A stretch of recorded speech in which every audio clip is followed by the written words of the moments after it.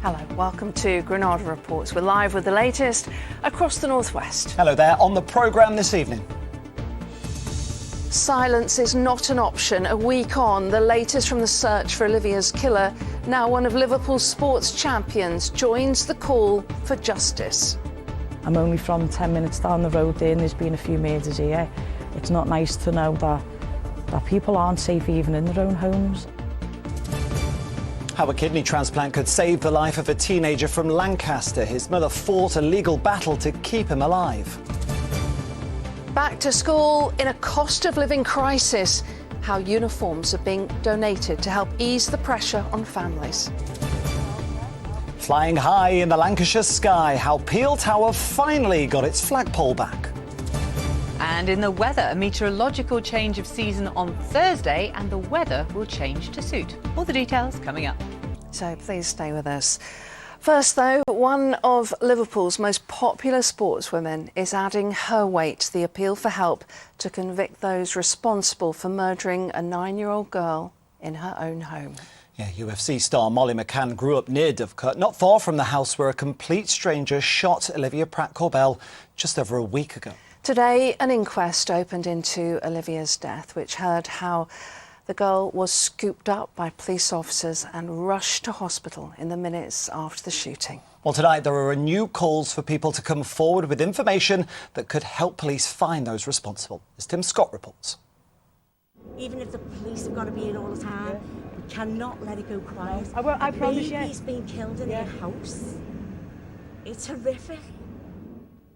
An emotional meeting for Liverpool UFC fighter and anti-gun campaigner Molly McCann today, as she met local mums at the scene in Dovecote where 9-year-old Olivia Pratt-Corbell was shot last week. It's not nice to know that people aren't safe even in their own homes, and I think there just more needs to be done to create. We don't want hysteria, you don't want people panicking, you want people to feel safe.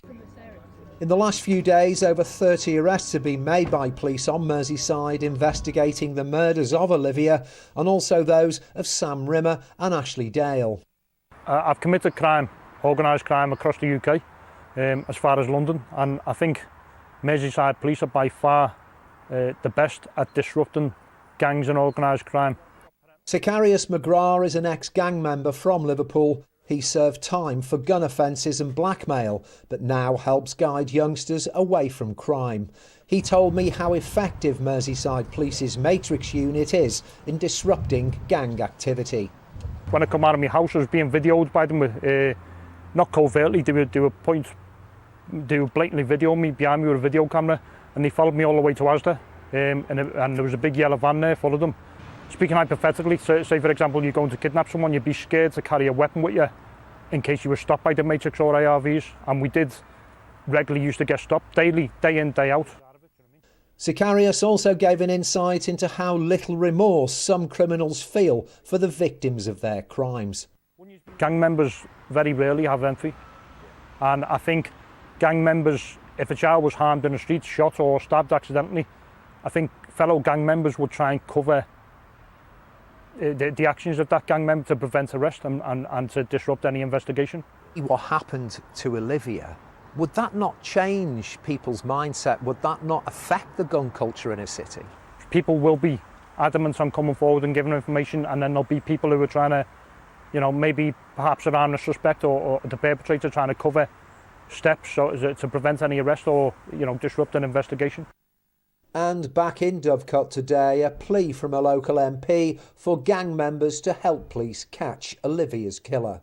Well, the message to the gangs, if they're involved in this, and there's people involved in the gangs that have got an ounce of humanity in the souls left, the horror what they've brought onto the family of Olivia and this community, and indeed Liverpool, they need to actually give the people up. We need to get these people off the streets.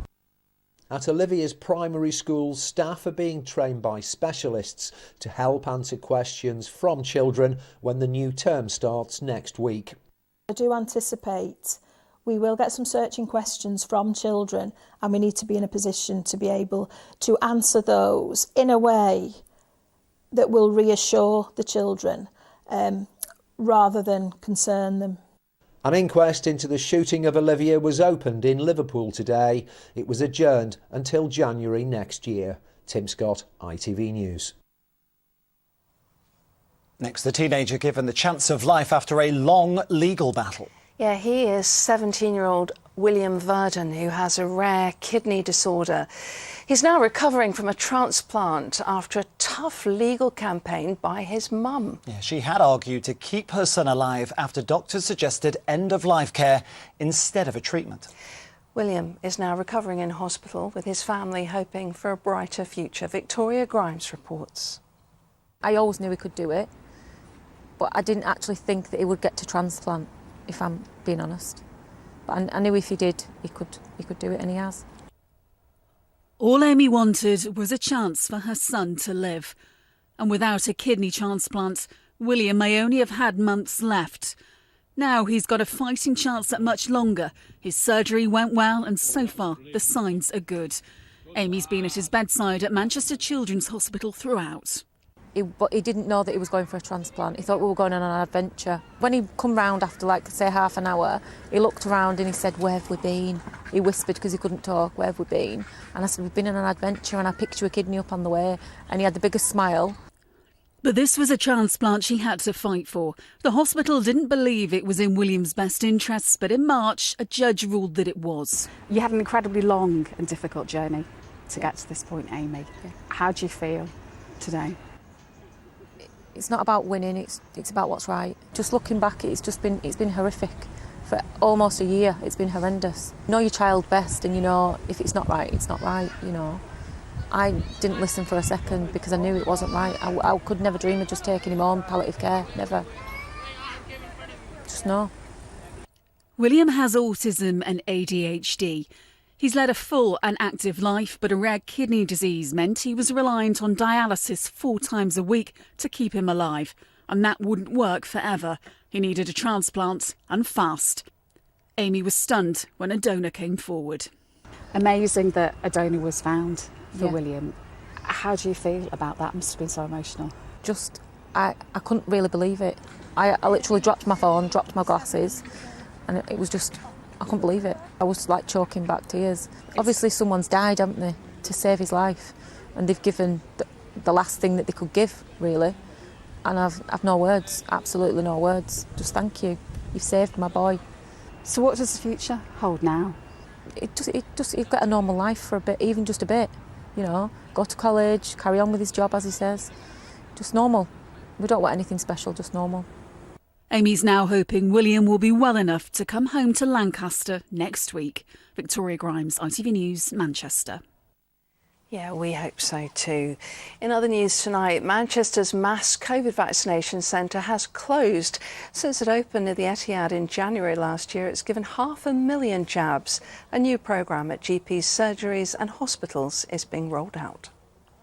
By having it in your GP surgery, with the staff that we're really hoping that gets people engaged and just feeling this is just something I do every year, a bit like flu. It's routine, but it's part of my own armoury against winter illness. Well, many pubs across the northwest could close due to rising energy bills. 6 major breweries are calling on the government to intervene. They've written an open letter calling for a price cap for businesses. At this pub in Macclesfield, they've seen monthly bills rise from £600 to £2,500 in just 3 months. The only thing we can do is pass the price on to the consumer, the customer, which we don't want to do because they're a loyal bunch, and also they've got their own domestic increases too. Just want the government to cap the prices, or at least put a levy on them, because we can't carry on like this. Oh, just hearing more and more stories like this at the moment. The cost of living is starting to bite everywhere, and with summer holidays coming to an end, of course, buying a school uniform is proving a nightmare for many families. Yeah, it's a costly business making sure you've got the right shirts, jumpers and blazers. But to help families, one group in Wirral are offering second-hand uniforms for free. As our political correspondent Alicia McNally reports, a change in the law could also help to keep down the cost.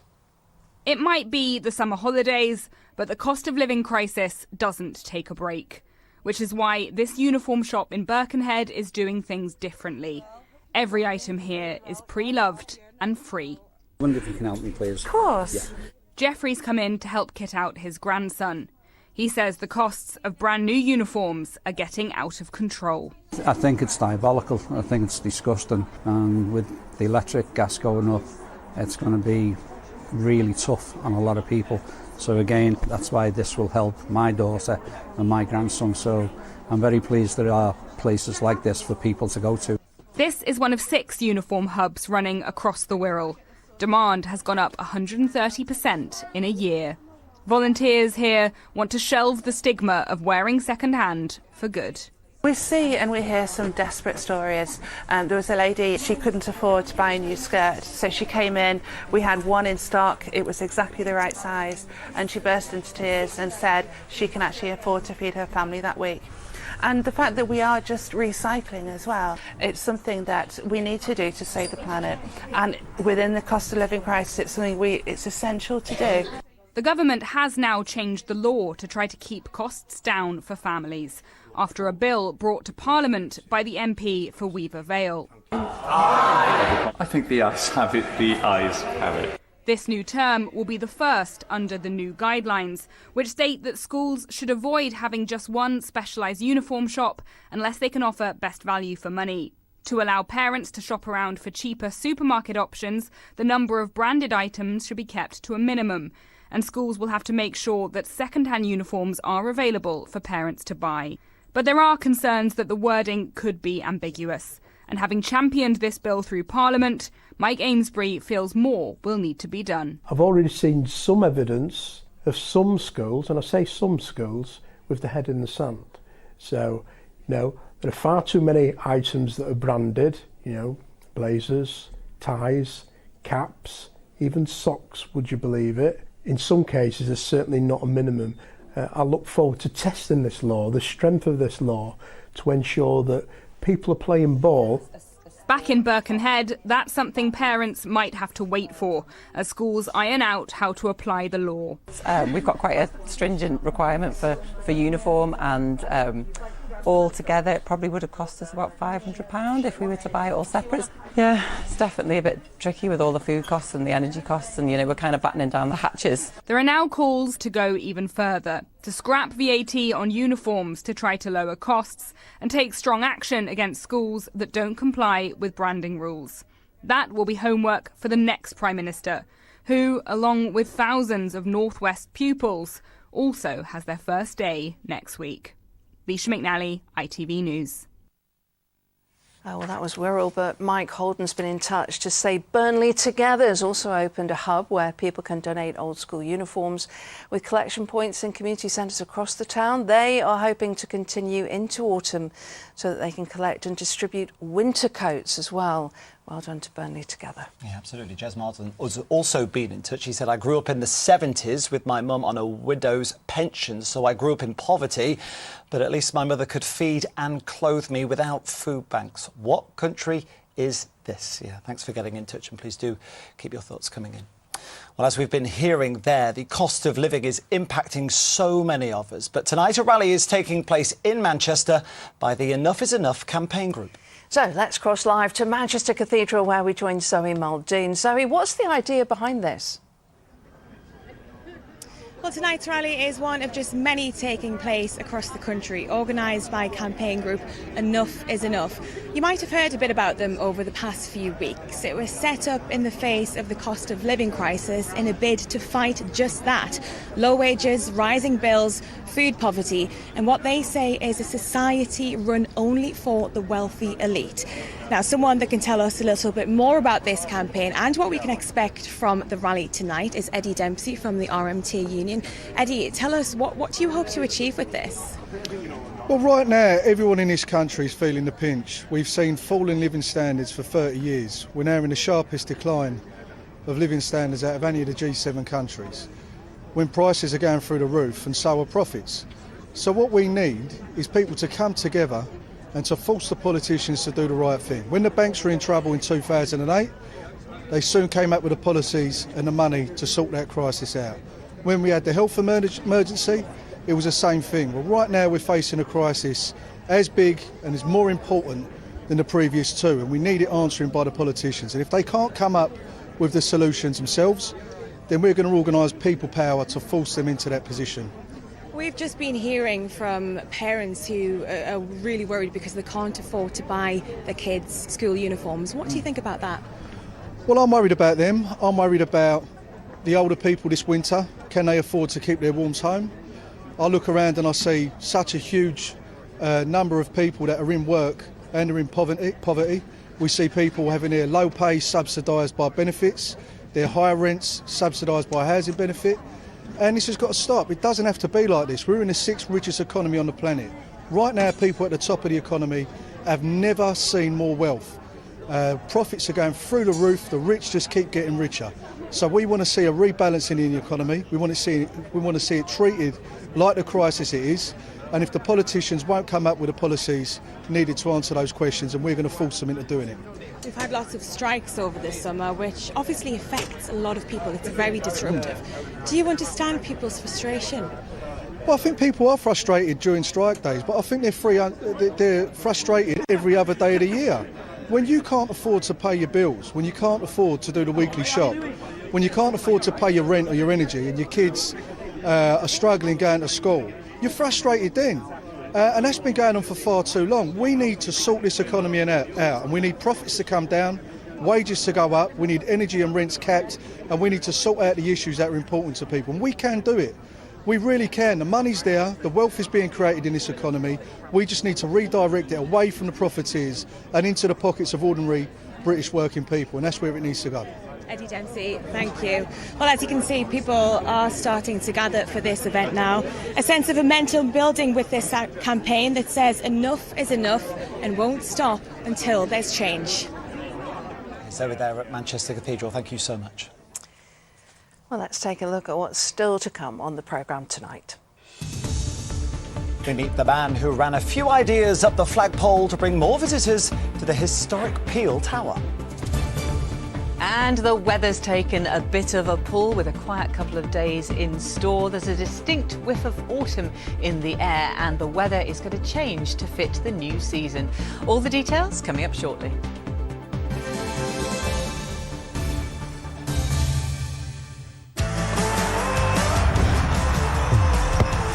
Getting that winning feeling.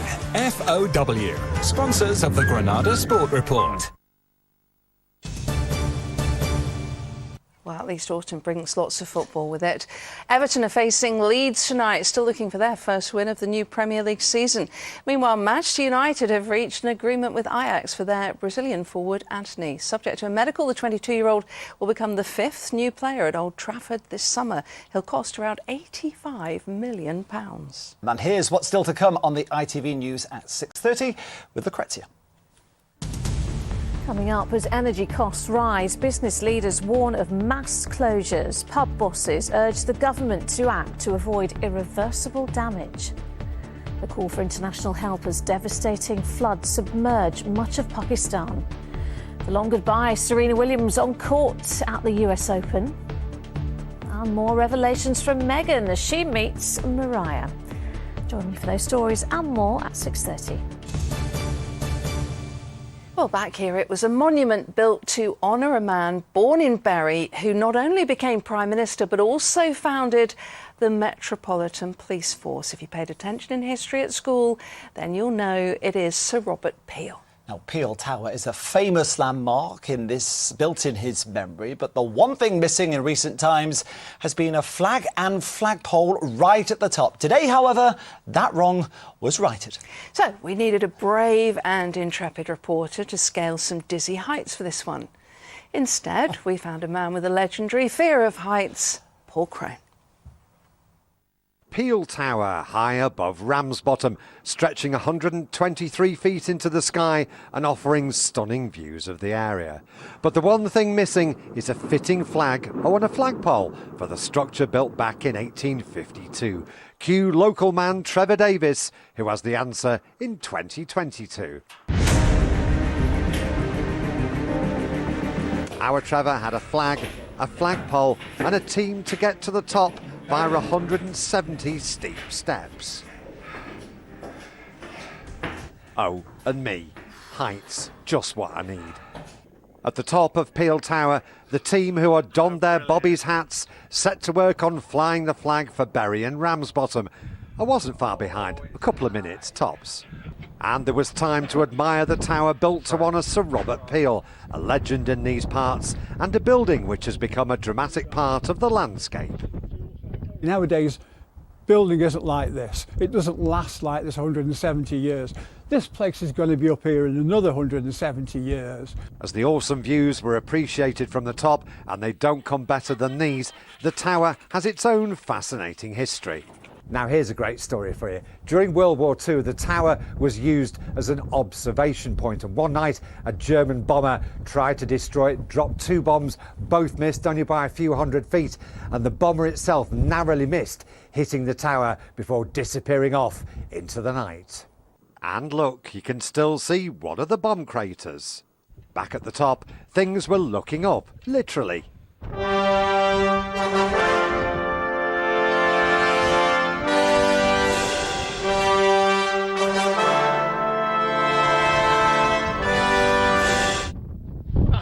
All right, mate. What do you think?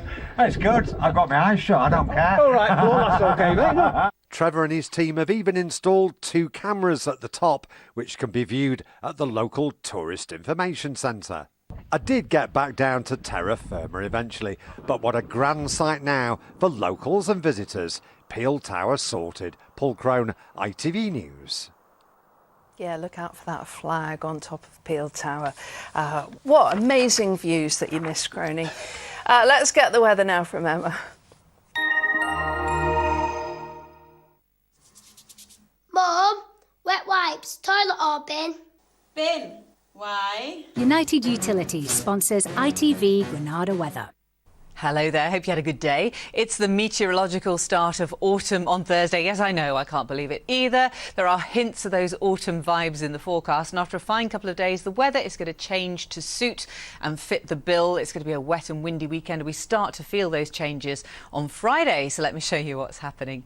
Now then, high pressure still in charge at the moment, letting very little precipitation through in the forecast, but you start to see this low pressure develop up to the northwest of the UK and sink southwards on Friday, so that's when we'll begin to see a bit more cloud pushing in, and then for Saturday, wet and quite windy, potentially some very heavy downpours, but a question mark over where exactly those are going to be, and we will of course keep you posted on that. But rewinding to the next few hours, we are expecting it to be fairly clear this evening, some late sunshine and largely clear and dry overnight. A bit of a chilly one, potentially chillier than last night, some shallow mist and fog patches in places, so locally poor visibility but nothing too impactful, and it's going to be particularly cool down through parts of Cheshire.